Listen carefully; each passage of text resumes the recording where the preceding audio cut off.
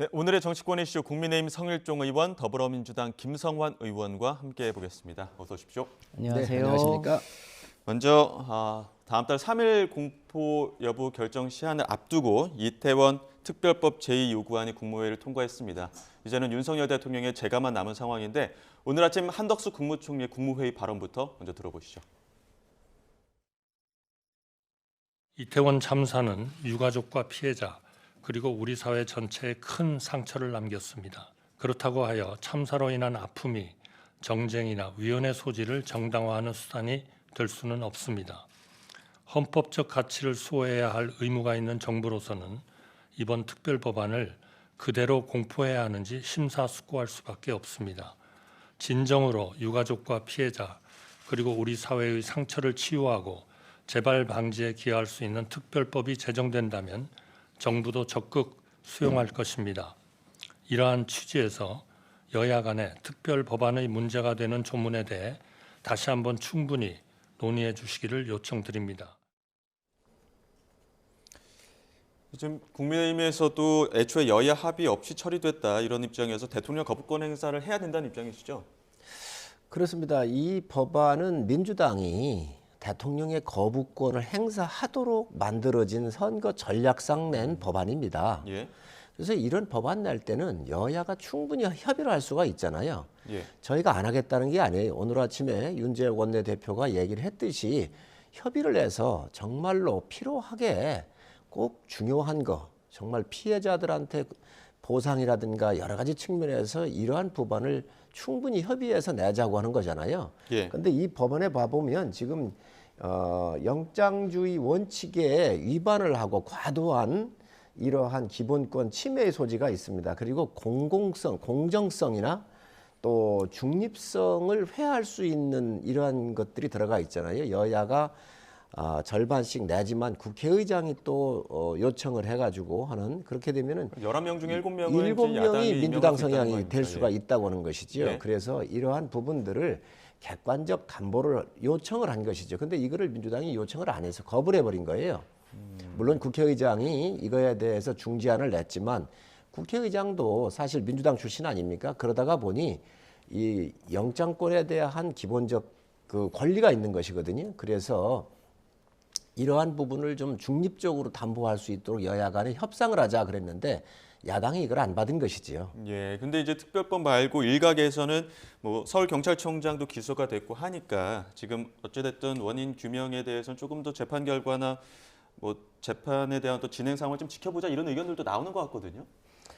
네, 이 특별법과 관련해서는 이 유가족들이 오래전부터 특별법을 만들어 달라고 요청을 했고 예. 원래 지난해 정기국회 때 저희가 처리를 하려고 했습니다만 당시에 정부 여당이 계속 협상을 하자고 뭐랄까 의결을 미뤄왔고요. 예. 그래서 작년에 연말에 저희가 처리를 하려고 했는데 또 그것도 뒤로 미뤘습니다. 이제 그 가운데 국회의장이 중재안을 냈죠. 그래서 그 중재안에 대해서 여당이 신중하게 검토해 보겠다고 했다가 막판에 또 여당 그러니까 국회의장의 중재안도 수용을 못 하겠다고 해서 1월 9일 날 이제 표결을 하게 됐는데요. 예. 정말로 여당이 협상의 의지가 있었다면 진작에 그 소위 국민의힘의 안이나 정부의 안을 가져왔어야죠. 근데 그 전까지는 전혀 협상에 뭐 참여할 의사가 없었습니다. 이제 더구나 이 특별법을 만들게 됐던 취지가 아직도 진실이 다 안 밝혀졌다는 거 아닙니까? 159명의 이 젊은 청년들이 서울 한복판에서 사망하는 일이 있었는데 이게 처음 있었던 일도 아니고 그 전에 문재인 정부 때는 같은 할로윈 축제가 계속 있었음에도 불구하고 한 번도 사고가 없었거든요.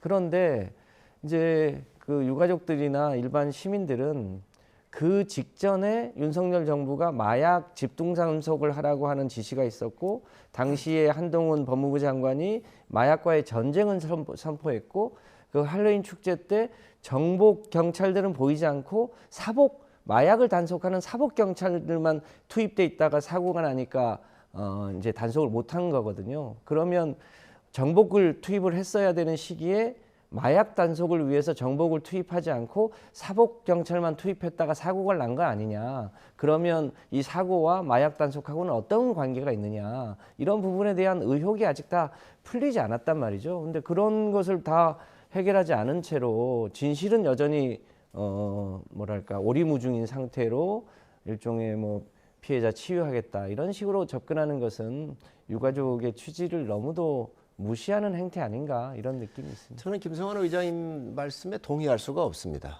마약을 단속하기 위해서 경찰관 넣은 게 사고 원인이다? 그건 있을 수가 없는 얘기지요. 정복경찰서 정복을 입은 거기에 사람들이 왜 없었습니까? 있었지요. 이거는요, 코로나 이후에 급격하게 몰려 들어왔었던 인파에 몰려와가지고 일어난 이 우발적 사건이지만 이 부분이 국가적 책임이 왜 없겠습니까? 그래서 국가가 보상이라든가 치유에 대한 문제라든지 또 정신적 치유의 문제라든지 지역경제 활성화라든지 모든 걸 다 하겠다는 거잖아요. 안 하겠다는 게 아니에요. 그리고 국정조사를 하자고 해서 야당이 국정조사를 요구를 해가지고 국정조사 다 했던 겁니다. 경찰이 약 500명을 투입해서 조사를 다 한 거고 검찰에서도 수사를 한 거잖아요. 그럼에도 불구하고 특별법을 낸다고 한다면 여야가 합의를 하자. 국정조사해서 미진했던 부분, 검경에서 문제했던 조사에서 미진했던 부분이 있으면 하자는 거잖아요. 그런데 이것을 대통령의 거부권을 딱 노리고 지금 내놓은 거 아닙니까? 영장 청구에 대한 무소불위의 권한을 다 준 거란 말이지요. 예. 그렇기 때문에 이런 부분을 협의하자고 하는 건데 민주당이 선거를 앞두고 이걸 정략적으로 이용하고 있는 것이지요. 저는 예. 오히려 이 부분에 대해서 미진한 부분이 있으면 여야 간에 협의하기를 원합니다. 그리고 정말로 네. 피해 보신 분들 유가족에 대한 위로의 문제라든지 추모시설 다 하겠다라고 얘기를 하잖아요. 그런데 그게 아니고 영장을 치는 데에 대한 과도한 이 수사권에 대해서 그 기본권 침해에 대한 여러 가지 문제점들이 있잖아요. 이런 부분들에 대해서 대한민국은 법이라고 하는 것은 원칙적으로 다 헌법에서부터 다른 법률까지 기본적 질서와 원칙이 서 있는데 이 부분에 대해서만큼 이거에 대해서 과도하게 행사한다? 저는 맞지 않다고 생각을 합니다. 예. 그리고 잠깐만요. 잠시만요. 예, 말씀하시죠. 바로 전해만 해도요. 그 이태원 그 압사 사고가 났던 그 골목길에 정복 경찰들이 배치가 되어 있었습니다. 그 전에만 해도요. 코로나 때문에 없었던 일이 갑자기 생긴 게 아니고요. 그러니까 정복이 있어야 될 자리에 정복이 없었고, 그러니까 질서 유지를 해야 될 정복 경찰이 없었고, 마약 단속을 위해서 사복 경찰만 있었다는 거죠. 그러니까 마약 단속을 하는 게 잘못된 게 아니고, 정복 경찰이 있으면 마약 단속이 쉽지 않을까봐 정복 경찰을 없앤 건 아니냐. 그리고 여러 당시에 이 청년들이 이 압사 사고가 날 것에 대한 우려를 표명했음에도 불구하고 즉각 대응하지 못한데 무슨 다른 이유가 있는 건 아니냐. 이런 의혹이 있단 말이죠. 이 예. 부분이 아직 다 밝혀지지 않은 건데 예. 그런 가운데 몇 가지의 조사가 꼭 필요하고 그 조사를 하기 위해서는 조사에 응하지 않으면 조사권을 가진 사람들이 이 진실에 접근하기 어렵기 때문에 일정하게 권한을 주자고 하는 취지까지도 다른 핑계를 들어서 특별법을 거부하는 것은 온당치 않다. 그런데 이제 만약에 이제 오후에 대통령의 재가만 남아 있는 상황이지 않습니까? 그럼 또 다시 이제 국회로 와서 재표결을 해야 될 텐데 그 시점을 두고 언제쯤 할 것이냐? 왜냐하면 이게 뭐 당장 뭐 거부권 같은 경우에 5월에 국회의원 21대 의원 임기 끝나고 나면은 아예 폐지되는 거 아닙니까? 언제 시점을 민주당은 어떻게 잡고 있습니까? 그러니까 뭐 잘 아시는 대로 대통령이 이 거부권을 행사하면 또 국회가 그걸 제2 요구를 이제 통과를 시키려면 3분의 2 동의를 받아야 되지 않습니까? 허들이 높아지죠. 그렇습니다. 그러니까 국민의힘에서 거부권에 대해서 그러니까 제2의 요구를 달성하기 위해서는 국민의힘이 반대하면 사실상 이제 그 거부권이 유효해지는 상황이라 저희 입장에서는 어떻게든 200명을 넘기기 위한 노력을 해야 되는 상황입니다. 이제 그런 면에서 보면 저희는 이것이 매우 절박하다고 생각합니다. 특히 이 기존에 거부되었던 5건, 법안으로 예. 보면 8건이 국민들의 요구가 있음에도 불구하고 계속 거부권이 행사된 거 아닙니까? 특히 최근에 김건희 특검법이나 주가조작 특검법이나 대장동 50억 클럽 특검법도 지금 소위 거부권을 행사해 놓은 상태인데 국민 입장에서는 정말로 절박한 요구가 국민의힘의 110석 때문에 지금 반영이 안 되고 있는 건데 113석이죠. 예. 어쨌든 저희는 최대한 200석을 넘기기 위한 가장 좋은 시점이 어디냐에 따라서 제의 요구를 이제 상정할 예정으로 있습니다. 쌍특검법이랑 같이 그 안건을 올리는 방안들이 나오고 있더라고요. 어떻게 좀 예측하십니까? 이거 우리가 한번 정확하게 봐야 돼요. 그 당시에 행정적인 중심에 서 있던 사람이 용산구청장이에요. 또 질서 유지에 대한 총 책임 있는 게 서울경찰청장과 용산서장이거든요. 예. 그리고 당시 경찰청에 있었던 상황관리관 등 이 사람 모든 분들이 다 법정에 가게 돼 있습니다. 그 여기 뭐를 더 우리가 여기에 감추고 이게 할 일이 없거든요. 이거를 특검법을 만들어 가지고 또다시 이걸 하겠다라고 하는 것은 아까도 말씀드렸지만 야당에 정교하게 짜져 있는 대통령이 자꾸 제의를 요구하게 해서 대통령이 이 제의를 자꾸 요구하다가 보면 대통령 상처날 수밖에 없잖아요. 그런 느낌을 국민한테 주려고 하는 거라는 이런 거에 관련되어 있는 정치적인 목적이 정략적인 목적이 굉장히 많이 들어가 있다라고 하는 거죠. 이것 또한 제의 요구도 그렇습니다. 당당하게 하려면 지금 해야지요. 선거에 떨어지고 나면 많이 이 선거에 나가지 못한 분들 그 억하한 심정을 가지고 제의를 요구받겠다라고 해서 지금 당장 제의 요구를 안 하겠다는 거잖아요. 총선 야당이. 이후에 할 수 있다라는 얘기죠. 총선 이후에 하겠다는 예. 거잖아요. 당당하게 하십시오. 하려면 당당하게 하십시오. 김건희 특검법도 그렇습니다.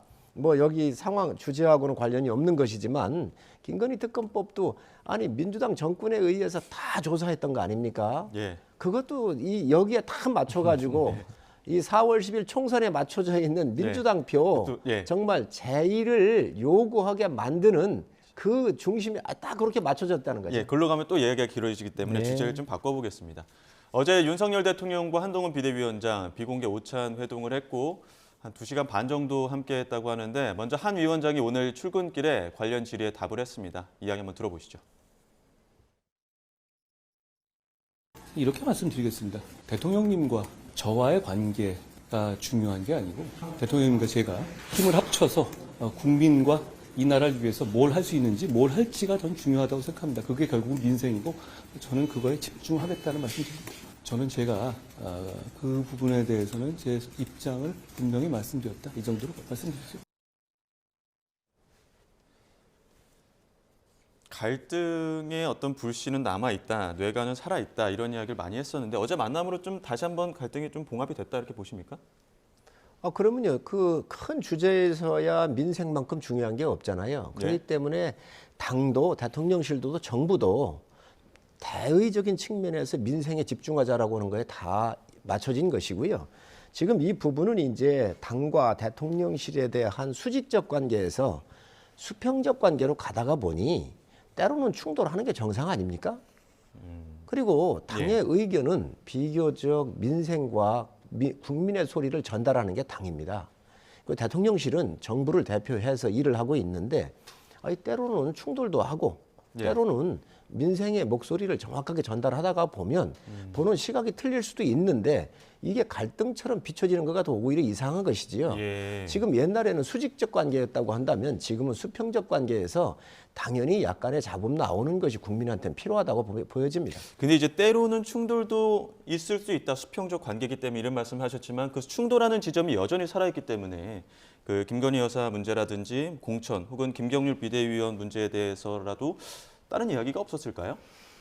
그렇습니다. 이 문제의 본질은 그 김건희 여사가 이 소위 명품백 또 뭐 샤넬 화장품 이런 거를 대통령의 이제 배우자가 됐으면서도 아무런 여과장치 없이 그런 소위 뇌물 혹은 김경란법에 위반될 수 있는 청탁 물품을 받았다는 거 아니겠습니까? 이 부분에 대해서 국민의힘 내에서도 이수정 교수나 김경률 비대위원이 대국민 사과가 필요하다.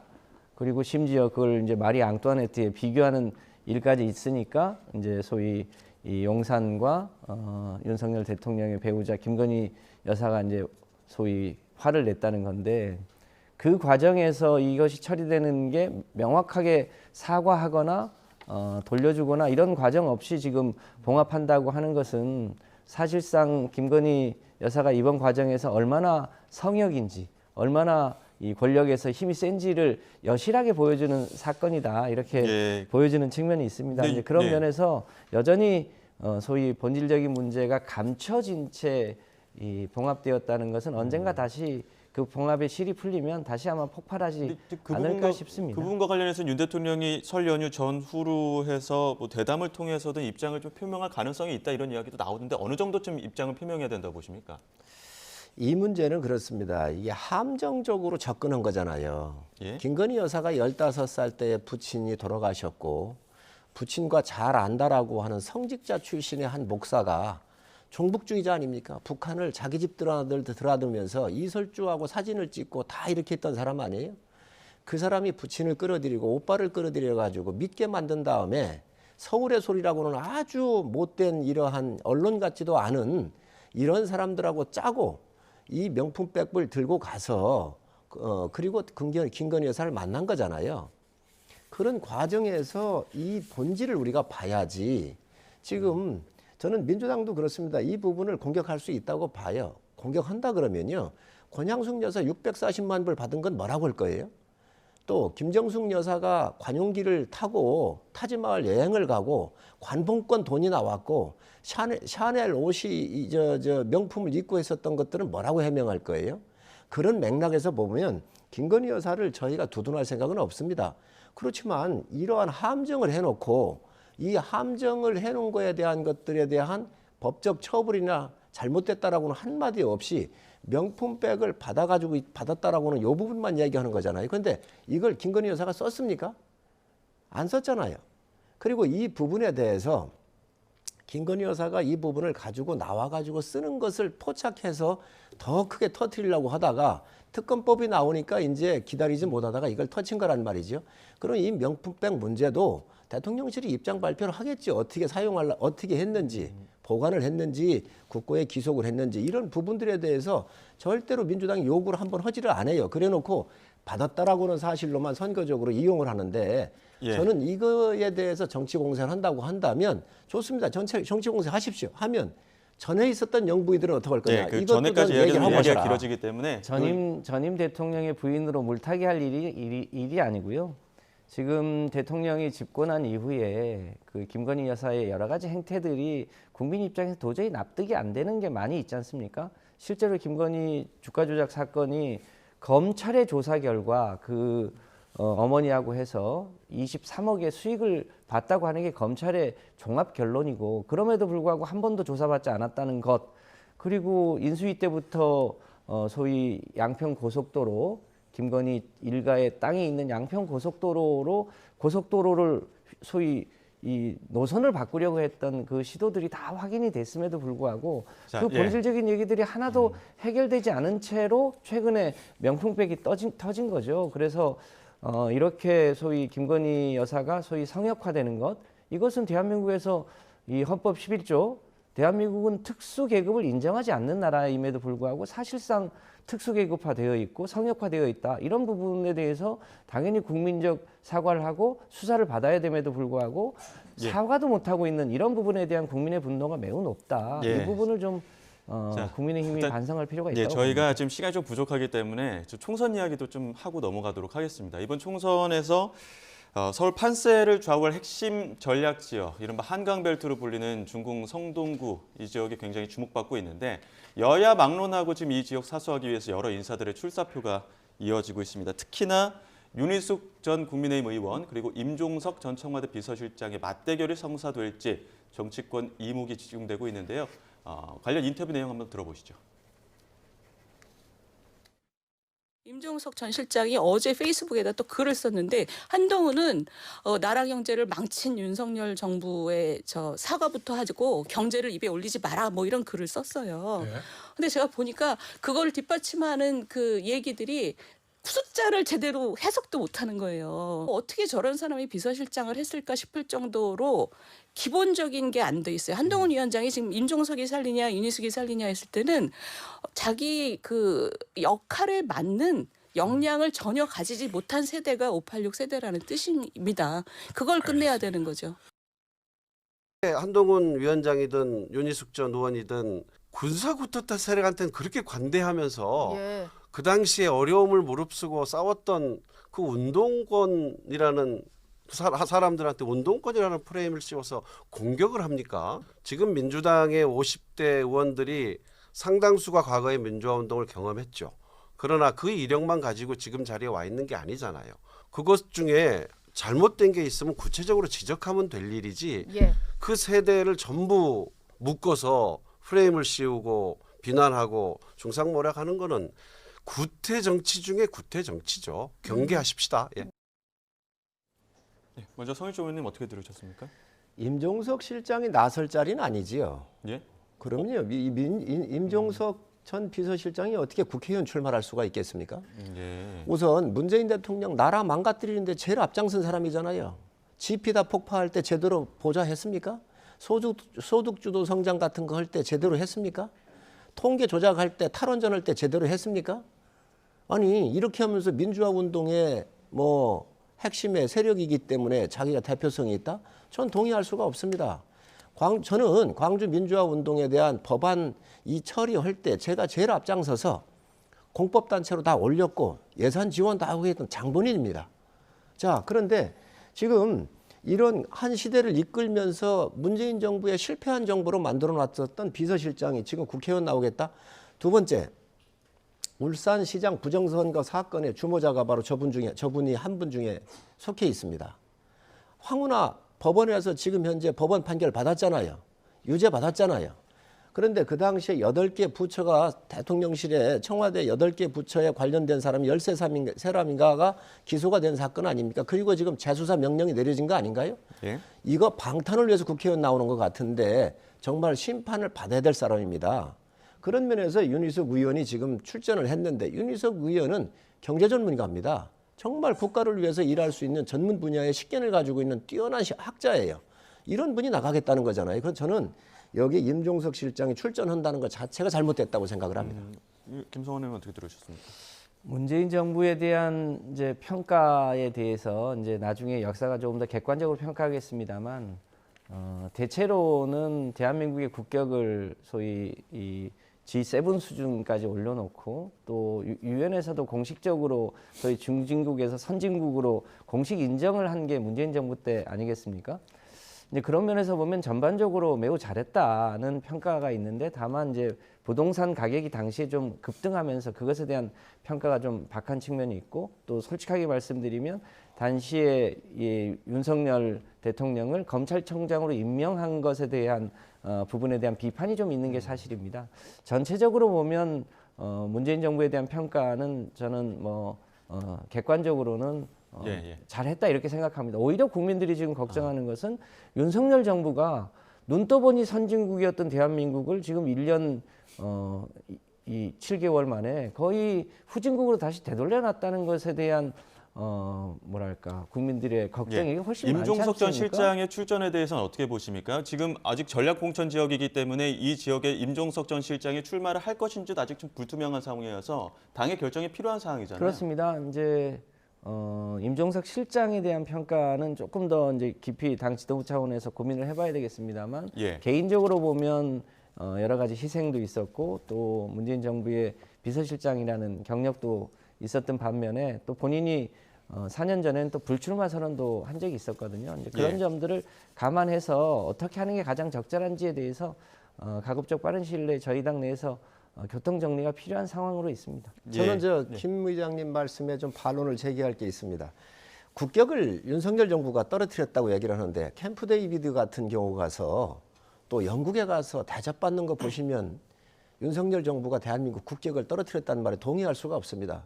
문제는요, 문재인 정부가 중국에서 오지 말라고 하는데도 가가지고 언론인들이 얻어맞아가지고 광대뼈가 다 함몰이 됐었어요.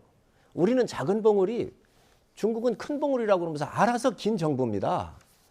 아니 북한하고 관계에 있어서도 그렇습니다. 그렇게 굴종적으로 다 해놓고 국격을 누가 떨어뜨렸느냐는 거지요. 대한민국 선진국 반열 올라오는데 문재인 정부 5년 만에 올라가겠습니까? 자, 그게? 잠시만요. 여기서 지금 계속 그 이야기가 나오면 이야기가 길어지기 때문에 총선 이야기 두 분께 조금만 더 여쭙겠습니다. 일단 양당 지금 뭐 공천 경쟁, 뭐 신경전이 가속화되고 있다, 이런 뜨거워지고 있다 이런 이야기 많이 나오고 있는데 특히 국민의힘에서는 어떻게 보면은 비윤 현역 의원과 장관들은 험지로 가고 또 검사 출신 뭐 대통령실 인사들은 또 양지로 가고 있다 이런 이야기들 나오고 있는 부분에 대해서는 어떻게 생각하십니까? 저는 대통령실에 있었던 뭐 이제 행정관이나 뭐 이런 분들이야 뭐 어딜 가든 별 문제가 없을 거예요. 그런데 대통령을 최측근에서 우리가 모셨었던 수석급이나 또는 장관들이 양지를 간다고 그러면 전 찬성할 수가 없습니다. 그거는 분명히 대통령을 위해서도 당을 위해서도 당당하게 험지 가서 붙어야지. 그래야 비굴하지 않습니다. 그 추하게 말이지요. 쉬운 양지에 가가지고 국회의원 한 번 더 하겠다라고 도전하는 것은 전 반대합니다. 그럼 주진우 비서관 같은 경우에 해운대 갑 간다고 하는데 이 부분에 대해서는 좀 반대하시는? 주진우 비서관 같은 경우야 그렇게 큰 자리가 아니잖아요. 뭐 그렇기 때문에 그런 부분들에 대해서야 우리가 뭐라고 할 수 없지만 최소한 수석급 장관을 지냈던 상징적인 분들은 험지에 가서 당당하게 붙는 게 맞습니다. 그렇지만 비서관, 행정관급들이야 사실 뭐 이름이 알려지는 것도 아니잖아요. 그렇기 때문에 그런 분들 정도는 우리가 당에서도 어느 정도 이해할 수 있을 룸이 있을 것 같은데 어쨌든 대통령을 최측근에서 모시고 상징적으로 일했었던 분들은 당당하게 험지를 가서 또 민주당의 후보하고 붙는 게 전 맞다고 생각을 합니다. 자, 민주당 이야기도 하겠습니다. 민주당도 지금 공천 과정 지금 진행이 되고 있고 평가 하위 20% 대상자 통보가 임박했다. 뭐 이러면 이번 주에 개별 통보 될 것이다. 이런 보도도 나오고 있던데 이게 또 비명 찍어내기용 아니냐 이런 또 그 반발도 있는 것 같더라고요. 비판이 있었는데 이 부분에 대해서 어떻게 보십니까? 먼저 그 주진우 비서관은 예. 급은 비서관이었습니다만 대통령의 최측근 실세 아니었습니까? 그러니까 장관보다 더 권력을 누리는 사람인데 그 부분에 대해서 뻔히 아실 텐데 그것은 괜찮다 얘기하시는 것에 대해서 전 개인적으로는 좀 유감이고요. 저희 당은 이번에 이제 사실은 처음으로 하위자 평가를 하는 게 아니라 오랜 경험으로 그 평가를 굉장히 정량화해놨습니다. 그러니까 입법을 얼마나 했는지 또 지역 활동을 얼마나 했는지 또 그것에 대한 주민의 평가가 어떤지 이것이 다 계량화되어 있기 때문에 그것을 무슨 임의로 뭐 수치를 조작한다든지 이렇게 해서 뭐 특정한 무슨 친명 비명을 구별해서 하위자를 평가하는 시스템이 아닙니다. 이제 그런 면에서 그 평가를 통해서 나오는 것은 매우 객관적으로 나올 거고요. 또 8년 전에는 아예 컷오프를 했습니다만 지금은 컷오프가 아니라 하위 10%는 30% 감점, 하위 20%까지는 20% 감점이기 때문에 그런 이제 평가 과정에서의 소위 경선 과정에서의 페널티 규정이기 때문에 그거를 감안해서 경선을 치르게 되지 않을까 싶습니다. 선거제는 어떻게 되는 겁니까? 선거제는 이제 여러모로 고민인데 저는 현행 선거법 제도가 더 타당하다고 봅니다. 연동제 제도가. 이 연동제는 잘 아시겠습니다만 이 대한민국 이 총선 제도가 단순 다수 소선거구제 아닙니까? 그러니까 이제 51%만 받으면 49%의 의사와 관계없이 국회의원이 되는 건데 그 사표가 되는 49%를 어떻게 대별할 거냐가 연동제의 취지 아니겠습니까? 그렇게 따져보면 연동제가 제대로 이 작동이 돼서 그 의사가 반영되지 않는 49%의 뜻도 반영되어야 되는데 근데 그거를 국민의힘은 아예 공공연하게 위성정당을 만들겠다고 하니까 이 소위 연동형 제도 자체의 취지가 이 왜곡되는 문제 때문에 저희가 고민을 하고 있는데요. 지금이라도 국민의힘이 이 현행 제도에 따라서 소위 위성정당을 만들지 않겠다고 하면 사실은 가볍게 끝날 일인데 국민의힘이 공공연하게 위성정당을 만들겠다고 하는 것 때문에 저희가 고민하고 있는 거죠. 어떻게 위성정당 문제는 4년 전에 저희가 반대했던 거예요. 민주당이 당시에 정의당을 속였지요. 그래놓고 문제가 되니까 지금 현재 이러한 혼란스러운 문제가 된 거 아닙니까? 양당이 중심으로 되어 있는 제도 하에서 그런 게 배려가 될 수가 없습니다. 제도적으로. 그래서 이제 이재명 대표도 얘기한 거예요. 멋지게 지면 무슨 소용이냐. 그래가지고 병립형으로 다 돌아간 거로 얘기를 했는데 이제 뭐 조국을 비롯해가지고 여러 소수 민주당의 민주당 계열의 여러 몇 가지의 소수 정당들이 압력을 넣겠지요. 그러니까 다시 지금 갈팡질팡하고 있는데 이것도 빨리 결론을 내시기 바랍니다. 예. 지금 국회는 여당이 민주당입니다. 하고 싶은 대로 특검법이고 모든 거 다 하고 있잖아요. 선거제도도 민주당에 달린 겁니다. 그런데 지금 민주당이 이득 손실을 계산을 해보니 병립형으로 가고 싶은데 다른 위성정당 비슷한 이 사람들이 튀고 있는 거지, 이런 정당들이. 그러다가 보니까 지금 민주당이 갈팡질팡하고 있는 거 아닙니까? 어떤 형태로든 민주당에 달려 있는데 민주당 결론 내시기 바랍니다. 예, 뭐 신년 기자회를 통해서도 어느 정도 좀 가닥이 잡히지 않을까 이런 이야기도 나오고 있는데 그 부분은 조금 더 지켜봐야 될 것 같습니다. 지금 여기까지 하도록 하겠습니다. 지금까지 국민의힘 성일종 의원, 더불어민주당 김성환 의원 두 분과 함께했습니다. 오늘 말씀 고맙습니다. 감사합니다.